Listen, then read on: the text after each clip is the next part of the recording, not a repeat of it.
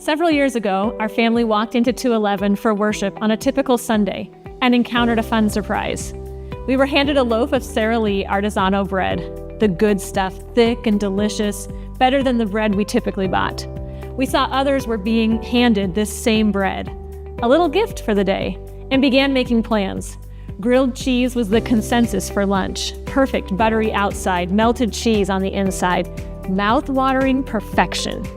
As the service got underway, the pastor asked us to open our bread bag and bring 2 slices to the stage to leave there for his purposes to care for other people. I still remember our disappointment in having to give away a small percentage of what we'd so quickly assumed as ours. And this was bread. Which brings me to our topic today, tithing. If you've not heard this word before, tithe literally means tenth in Hebrew.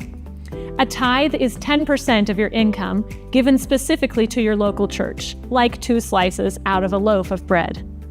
We see the idea of a tithe, or a tenth, in Genesis 14, where Abraham met with Melchizedek, who was both a king and a priest. After Melchizedek's blessing, Abraham gave him a tenth of everything he had obtained from battle. In Genesis 28, Jacob, after his visionary dream and receiving a blessing from God, promises God a tenth of his possessions. Leviticus 27:30 says, "A tenth of the produce of the land, whether grain or fruit, is the Lord's and is holy." In the New Testament, Jesus mentioned tithes in Luke 11:42, rebuking the Pharisees for neglecting justice and God's love while diligently observing the tithe command. The tithe wasn't put in place for God's benefit.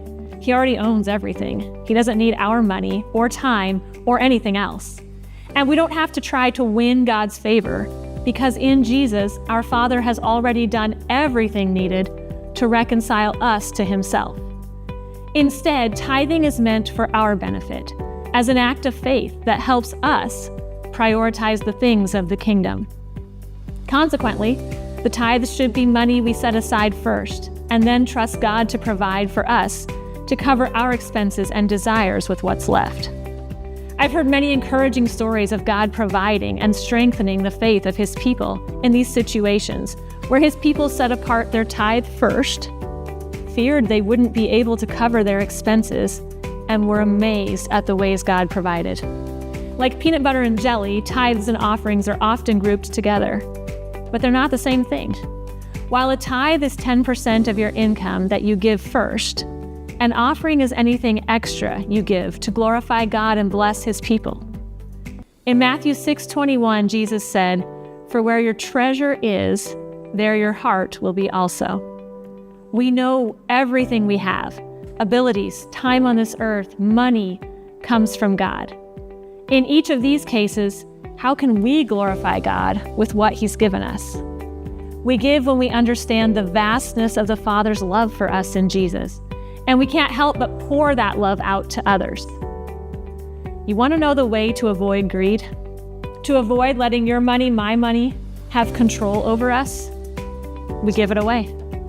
Trust me on this one, if you haven't started giving a tithe yet, and offerings on top of that, this is the year to experience a new kind of peace and joy.